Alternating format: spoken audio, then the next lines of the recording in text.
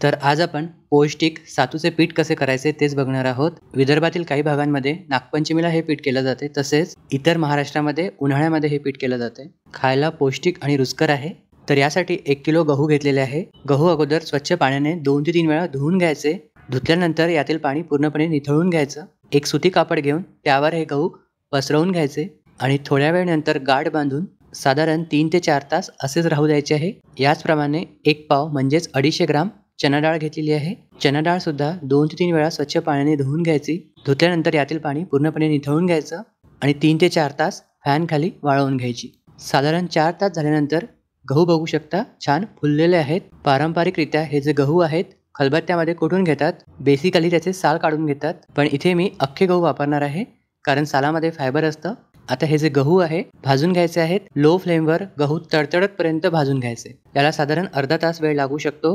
हे जे सातूचं पीठ आहे 2 ते 3 महिने टिकतं आणि ते तसंच खाल्लं जातं, त्यामुळे गहू चांगल्यापैकी भाजले गेले पाहिजे। तर हे सातूचं पीठ फार जुनी व पारंपरिक रेसिपी आहे। पूर्वी सैनिक जेव्हा लढाईवर जात होते तेव्हा ते शिदोरीमध्ये हे सातूचं पीठ घेऊन जात होते, कारण महिन्याभरांचा प्रवास असायचा। हे जे पीठ आहे शिजवायची गरज पडत नाही, बरेच दिवस टिकतं, तसेच चना डाळ असल्यामुळे पौष्टिक सुद्धा आहे। तर गहू इथे छान तडतडपर्यंत मी भाजून घेतलेले आहे। गव्हाचा रंग तुम्ही बघू शकता। अशाच प्रकारे चना डाळ सुद्धा लो फ्लेमवर भाजून घ्यायची आहे। चण्याच्या डाळीचा रंग बदलतपर्यंत लो फ्लेमवर भाजून घेतलेली आहे। ही सुद्धा परातीमध्ये काढून घ्यायची। इथे 250 ग्राम फुटाण्याचा डाळवा घेतलेला आहे। हा सुद्धा 10 ते 12 मिनिटे लो फ्लेमवर भाजून घ्यायचा। भाजल्यानंतर हे जे जिन्नस आहे खाऊन बघायचे, छान असे कुरकुरीत लागले म्हणजे भाजले गेलेले आहे असं समजायचं। यामध्ये 2 लवंग घातलेले आहे, 15 ते 20 वेलची त्याचे साल काढून यामध्ये घालायचे आहेत। 1 पूर्ण जायफळ किसून घालायचं आहे। अर्धा चमचा सुंठपूड किंवा मग अर्धा इंच सुंठ घालू शकता आणि 2 चमचे जिरं भाजून घेतलेलं आहे ते घातलेलं आहे। हे मिक्स करून पूर्णपणे गार झाल्यावर गिरणीमध्ये दळून आणायचं आहे।